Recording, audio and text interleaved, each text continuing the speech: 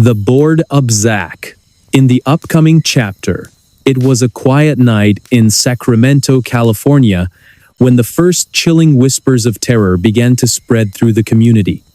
A shadowy figure moved silently under the cover of darkness, leaving behind a trail of unspeakable acts that would haunt the state for decades. Imagine this: a predator who struck not once, not twice, but over and over again, leaving victims traumatized and authorities baffled. This wasn't just any criminal, this was someone who seemed to vanish into thin air after each attack, leaving no trace except for fragments of fear scattered across multiple cities.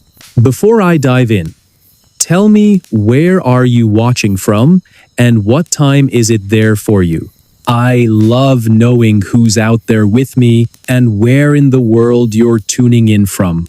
Whether you're starting your day, winding down at night, or somewhere in between, I want to know what your moment looks like. It's also a great way for me to get to know you better and maybe even shape future content around your schedules. So go ahead, drop a comment below and let me know where you are today. I'm all ears. The year was 1976 when the first reports emerged of a brutal intruder breaking into homes during the dead of night. The East Area Rapist, as he came to be known, targeted women in their own beds, using violence and intimidation to silence them. Over the next decade, his crimes escalated beyond sexual assaults to include cold-blooded murder. By the early 1980s, he had expanded his territory, moving south to Orange County and leaving a trail of death and destruction in his wake. For years, law enforcement struggled to piece together the puzzle of who or what this monster could be.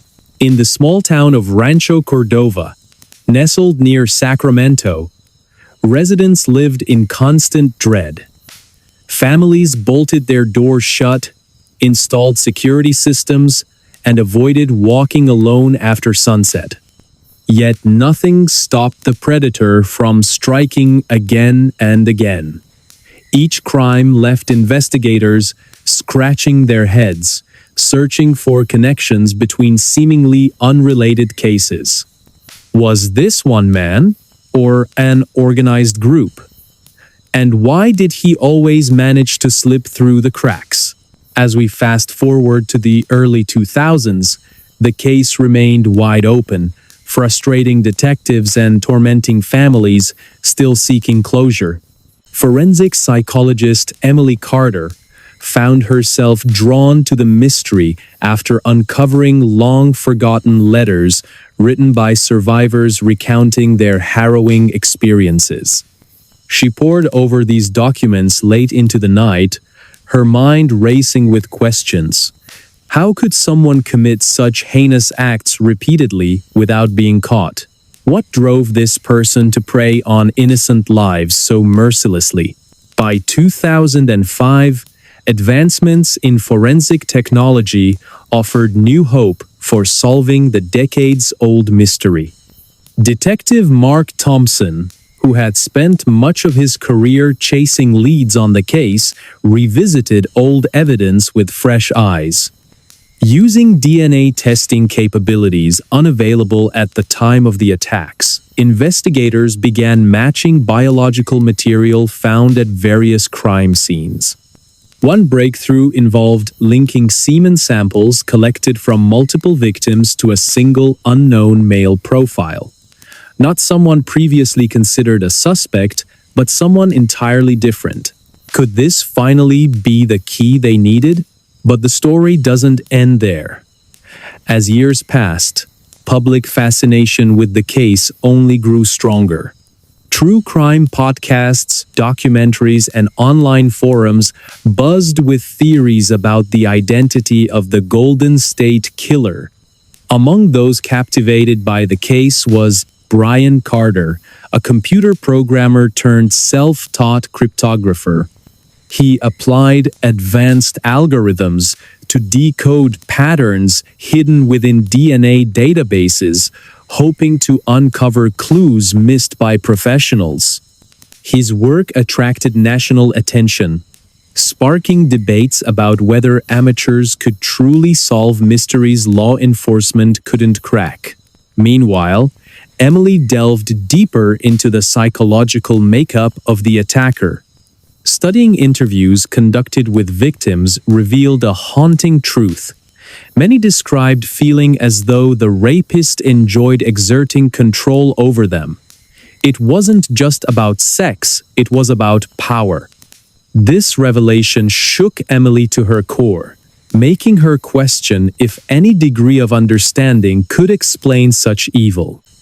How do you study something so monstrous without letting it consume you? She wondered aloud during a rare moment of reflection. Then came the turning point in 2018, a year that changed everything. Investigators turned to forensic genealogy, a cutting-edge technique that cross-references DNA samples against publicly available genetic databases. Following this lead, they identified a distant relative linked to the unknown male profile discovered years earlier. Tracing connections back through family trees led them straight to Joseph James D'Angelo, a former police officer living quietly in Citrus Heights, California. On April 24, 2018, detectives arrested D'Angelo after confirming through additional DNA tests that he matched the profile left at numerous crime scenes. The announcement sent shockwaves across the nation.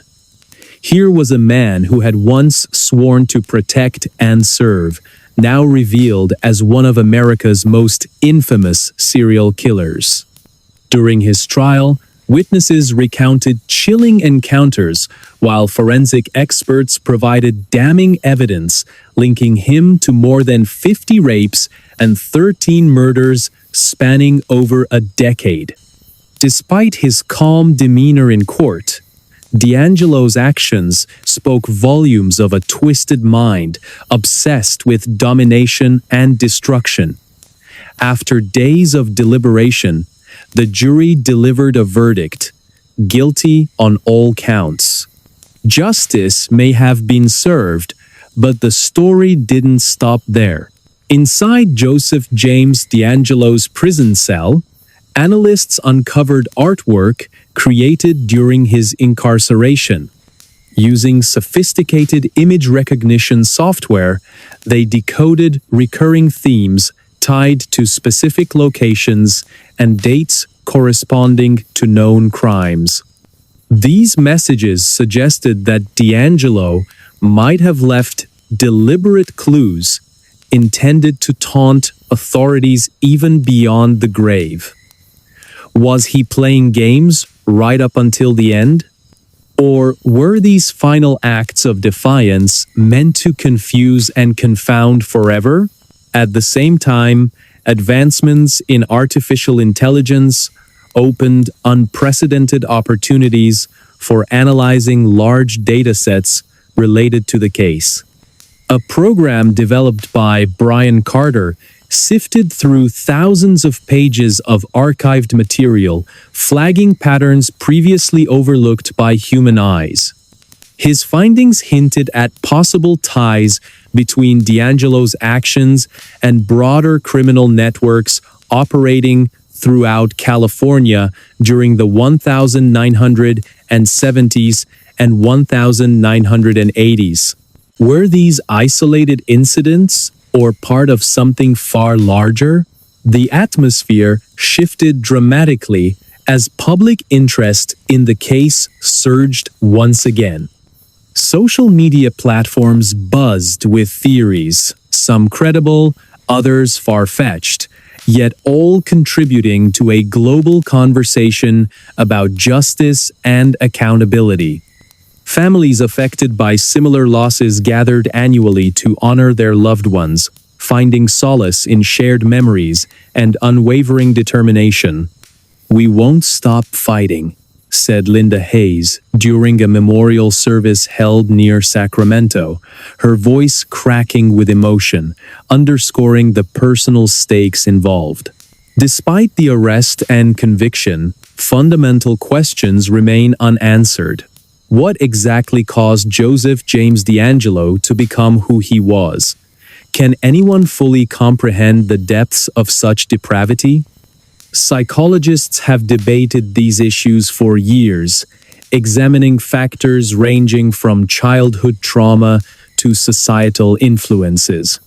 But perhaps the most haunting question of all is whether true evil can ever truly be understood, or will it always lurk just beyond our grasp? Let's take a step back and revisit the beginning. Picture this: a suburban neighborhood bathed in moonlight, where shadows stretch long and every creak of the floorboards echoes like a warning. Somewhere among these streets, a predator stalked his prey, methodically planning each move before striking without mercy. Residents went to bed feeling safe, only to awaken to horror unimaginable. How does someone fall so far into madness that they see nothing wrong with destroying lives so casually? For every answer uncovered, new mysteries arise. Did DeAngelo act alone, or did others participate in his crimes? Could there be more victims than originally thought? Advances in forensic science continue to unravel secrets buried deep within archives, offering tantalizing possibilities worth pursuing. In 2023, researchers announced another startling discovery. Traces of handwritten notes found at several crime scenes contained cryptic symbols resembling codes used by military personnel. Could DeAngelo's background as a policeman and Vietnam War veteran provide insight into his methods or mask darker truths waiting to surface? Technology evolves at breakneck speed, offering tools once thought impossible. Yet challenges persist. Forensic experts warn against over-reliance on machines, emphasizing the importance of human intuition in solving complex cases. Psychologists study behavioral patterns exhibited by perpetrators, hoping to identify warning signs before tragedies occur. Ordinary citizens grapple with difficult questions about safety, trust, and accountability in their communities. How close do monsters live to us, and how easily can we miss the signs? As we reflect on this harrowing tale, one thing becomes clear. Evil exists in many forms, often hiding in plain sight. But so does resilience. Despite the horrors endured, the people of California continued to rebuild, finding light in the darkest corners. Support groups formed by family members of victims offer comfort and strength, reminding everyone that love can conquer fear. Memorials stand proudly, honoring those lost and inspiring future generations to learn from past mistakes. Do you believe the case will ever be fully solved? Or does its identity remain forever shrouded in darkness? As we ponder these questions, let us remember the lives touched and tragically ended by this horrific series of crimes. Because only by honoring their memory can we hope to move forward, armed with knowledge and fortified by compassion. Or will the shadows always hold sway, reminding us of the limits of human understanding? What do you think happened here? Let me know in the comments below. Do you agree with the theories presented? Or do you have your own ideas about what drove D'Angelo to commit such atrocities? Your input matters, and it shapes the stories I share next. So go ahead, type it out, and hit send. I'll see you there. In the upcoming chapter, in the heart of California, during a sweltering summer night in 1969, something unimaginable unfolded. A group of shadowy figures moved silently through the darkness, their intentions as sinister as they were unclear. Imagine this: a wealthy family, asleep in their mansion in Los Angeles, blissfully unaware that death was creeping closer with every passing moment. The next morning, the world woke up to a crime so brutal, so incomprehensible, it would forever change how we view evil and humanity. This is not just a story about murder, it's a deep dive into the mind of one of the most notorious cult leaders in American history and the chilling legacy he left behind. Before I dive in, tell me, where are you watching from? And what time is it there for you? I love knowing who's out there with me and where in the world you're tuning in from. Whether you're starting your day, winding down at night, or somewhere in between, I want to know what your moment looks like. It's also a great way for me to get to know you better and maybe even shape future content around your schedules. So go ahead, drop a comment below and let me know where you are today. I'm all ears. The Manson family murders are often described as the darkest chapter in Hollywood's history. But before we delve into the horror, let's take a step back and set the scene. Picture a quiet corner of Southern California in the late 1960s, a time marked by political unrest, counterculture movements, and an almost surreal sense of freedom. In this era, a charismatic man named Charles Manson rose to prominence among a group of disillusioned young people searching for meaning in chaos. To them, he wasn't just a leader, he was a prophet, a messiah, someone who promised answers to life's greatest mysteries. Little did they or anyone else know that his vision would lead to unspeakable tragedy. Manson's followers, mostly women in their late teens and early 20s, lived together on a secluded ranch called Spahn Ranch, located near Chatsworth, California. The property was run down, isolated, and eerily fitting for the twisted ideology brewing within its walls. Days were spent indulging in drugs, music, and relentless repetition of apocalyptic prophecies known as helter-skelter. Manson believed society was on the brink of collapse and envisioned a race war that would leave only him and his loyal disciples standing.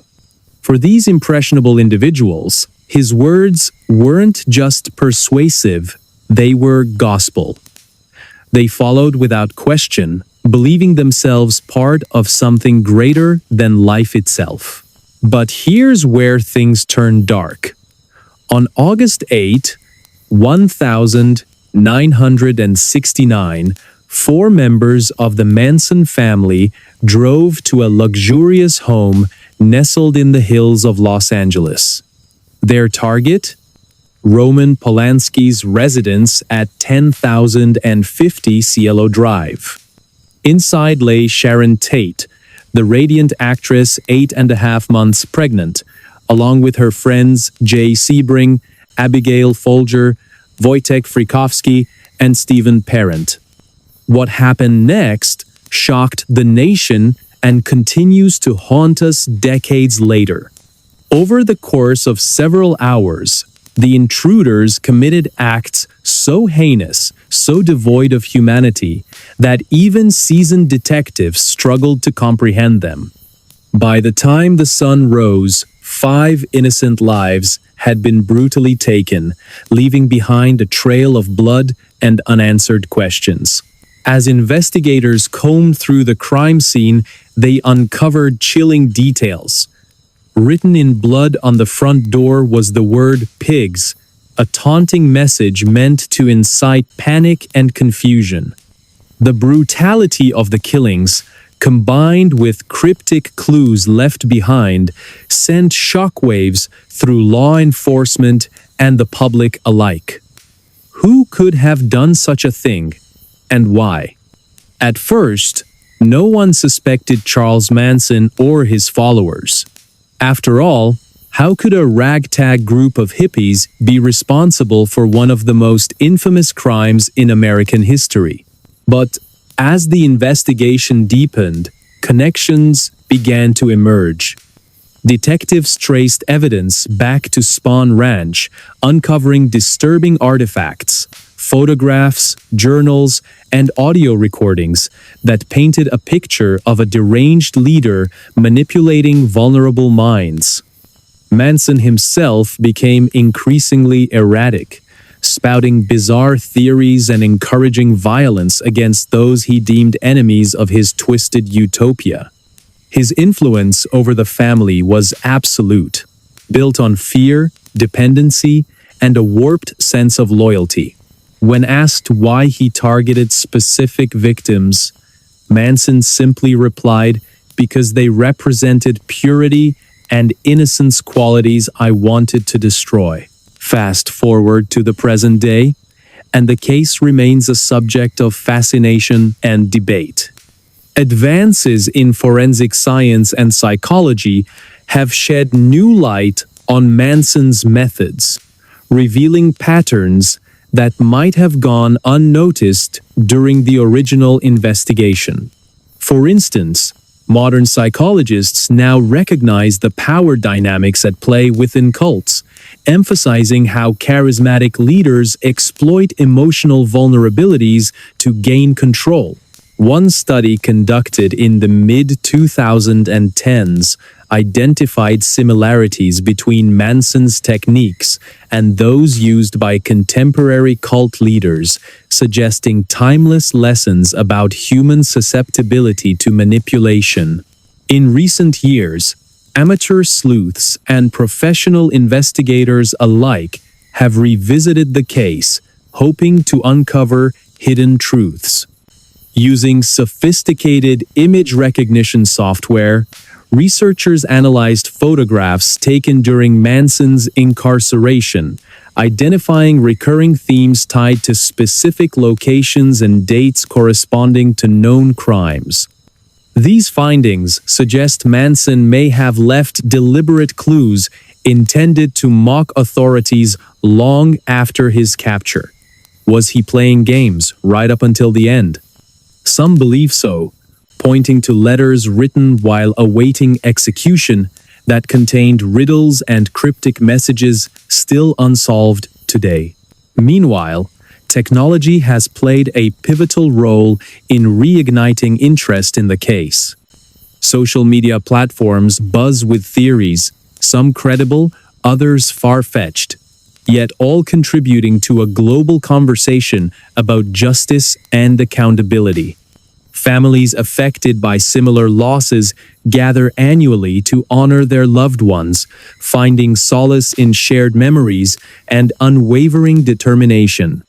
As Linda Hayes, sister of a victim, said during a memorial service held near Los Angeles, "We won't stop fighting.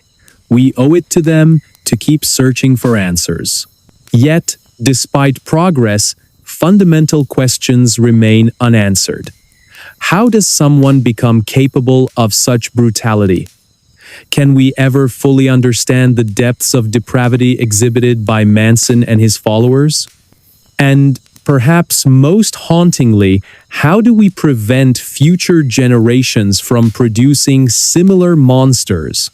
Forensic psychologist Emily Carter addressed these concerns during a lecture at Stanford University, confessing, "It feels like talking to something else entirely when you analyze Manson's psyche.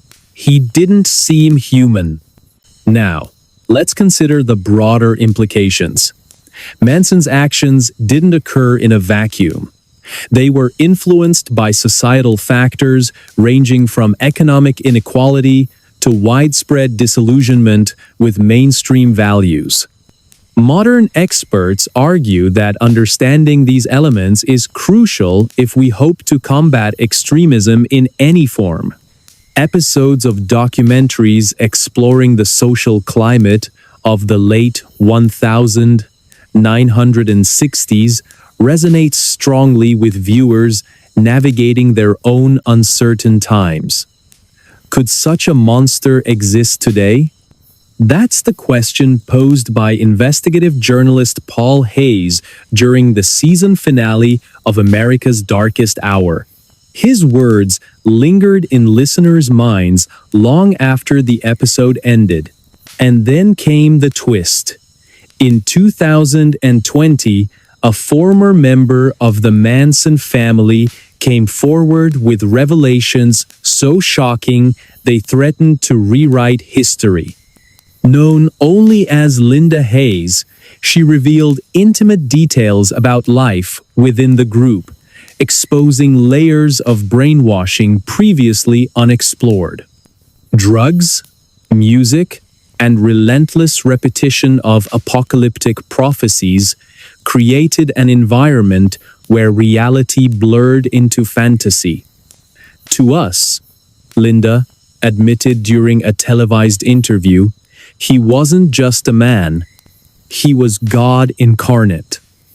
Her testimony provided unprecedented insight into the dynamics of cult psychology, sparking widespread discussions about vulnerability and susceptibility to manipulation.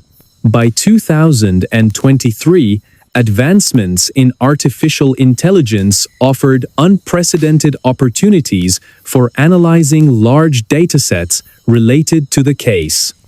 A program developed by Brian Carter sifted through thousands of pages of archived material, flagging patterns previously overlooked by human eyes.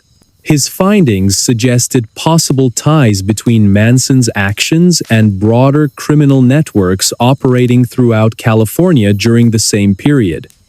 Are we looking at isolated incidents or part of something larger?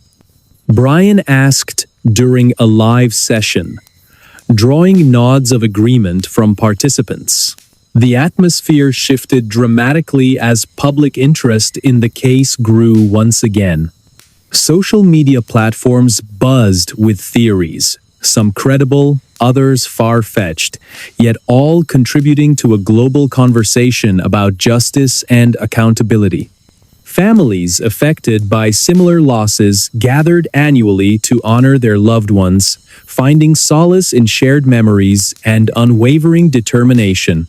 "We won't stop fighting," said Linda Hayes during another memorial service, her voice cracking with emotion, underscoring the personal stakes involved. "For every answer uncovered, new mysteries arise."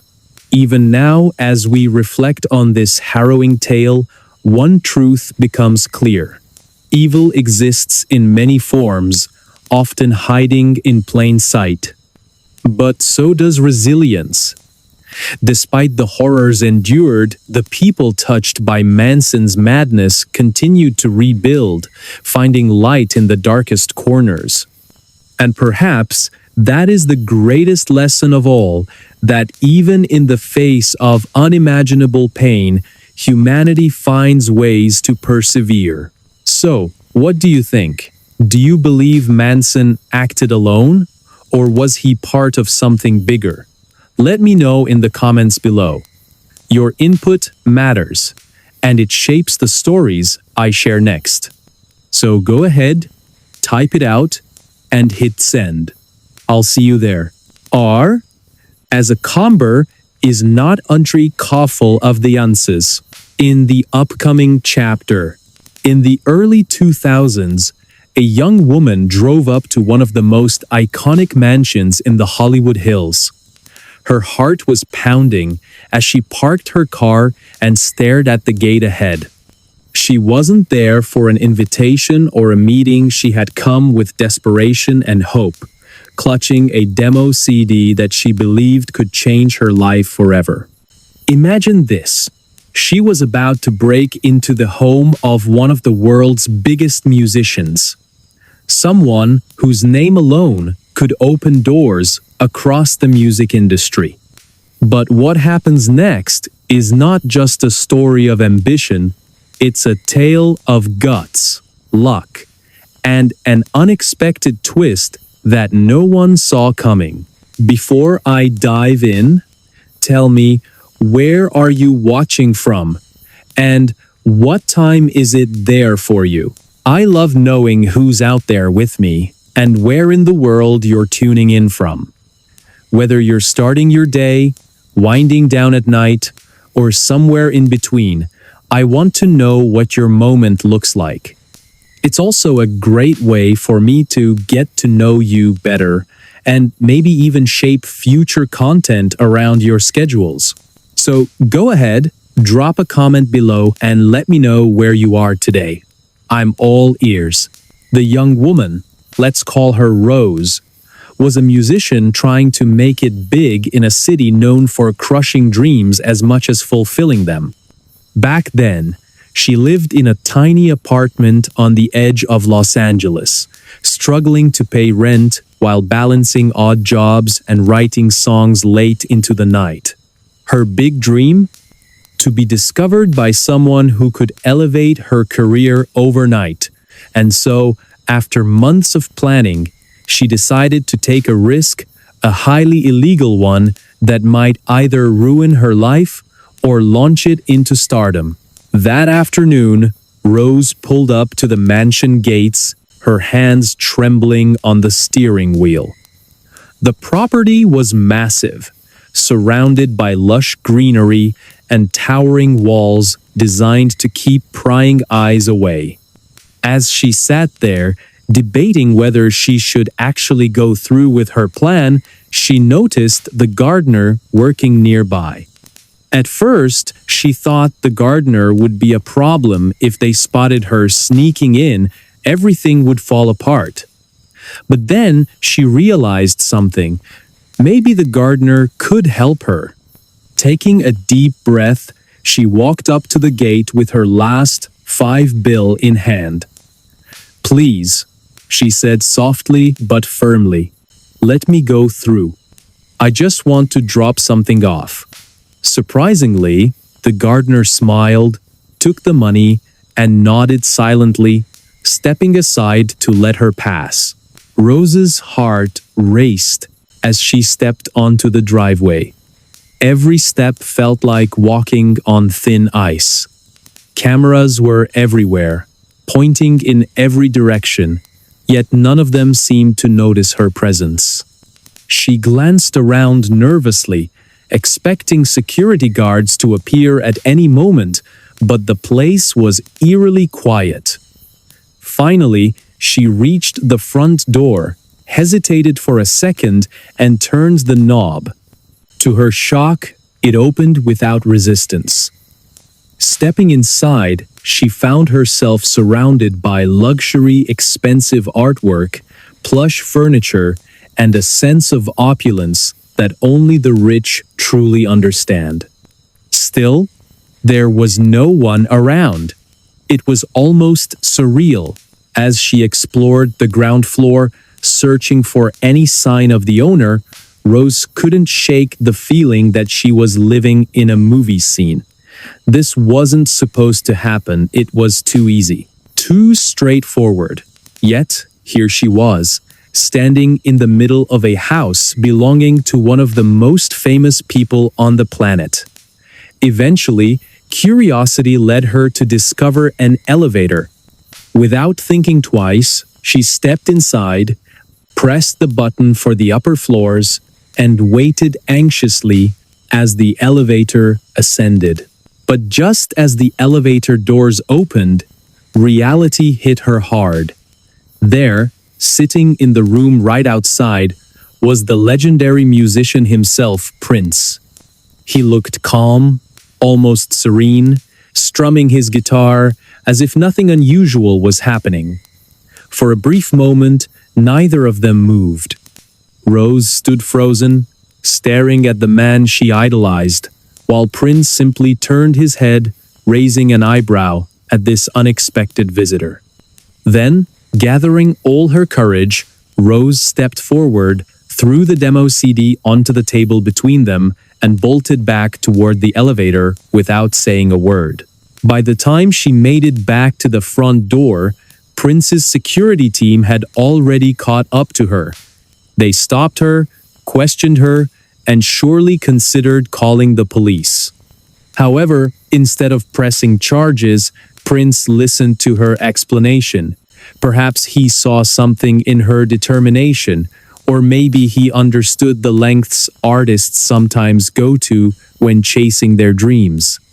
Whatever the reason, he let her walk away unscathed but empty-handed. That interaction didn't lead to immediate fame. In fact, it seemed like just another bizarre chapter in her chaotic journey. Fast forward a few years, and Rose, now performing under the stage name Kesha, became a household name in the music industry. Her breakout hit TikTok dominated airwaves worldwide, selling millions of copies and earning her international recognition. Fans adored her edgy style and raw talent, but little did they know how close she came to being arrested before achieving success. Years later, during interviews, Kesha would occasionally mention the incident, always laughing it off as a youthful folly.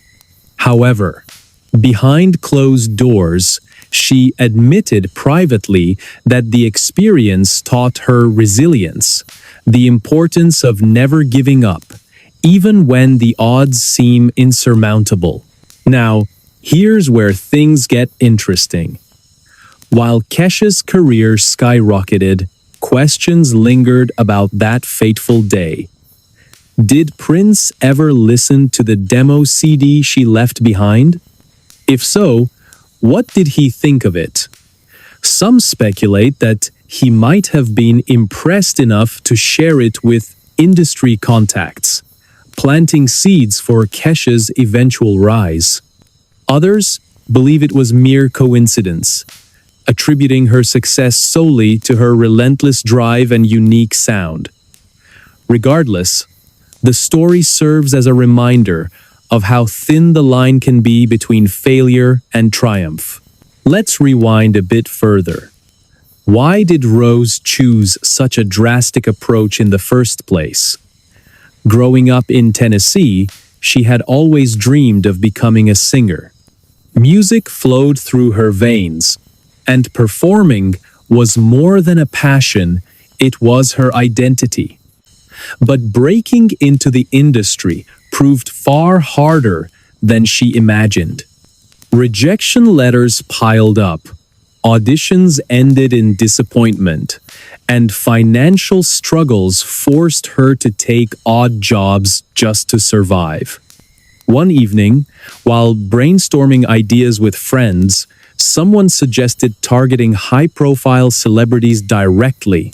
It sounded crazy, but after weeks of deliberation, Rose decided to give it a shot. After all, what did she have to lose? What makes this story even more fascinating is the broader context of the early 2000s music scene. At the time, technology hadn't yet revolutionized the way artists connected with audiences. Social media platforms like Instagram and TikTok didn't exist, meaning aspiring musicians relied heavily on traditional methods, record deals, radio play, and live performances to gain exposure. Breaking through required creativity, boldness, and sometimes sheer audacity. In many ways, Rose's decision reflects the desperation felt by countless other hopefuls during that era. However, this isn't just a story about taking risks. It's also about timing and opportunity. By the mid-2000s, the music landscape began shifting dramatically. Digital streaming services emerged, offering new avenues for independent artists to showcase their work. Meanwhile, Kesha continued honing her craft, collaborating with producers and songwriters who recognized her potential. When her big break finally arrived, it wasn't because of Prince or anyone else, really, but because she stayed true to herself and refused to compromise her vision. Yet, the mystery remains. What happened to that demo CD? Investigators, curious fans, dug deep into Prince's archives after his untimely death in 2016, hoping to uncover some hidden connection. While no definitive evidence surfaced linking the two directly, rumors persist among those close to Prince's inner circle. Some claim he mentioned receiving strange gifts from fans, including a mysterious CD from a young woman.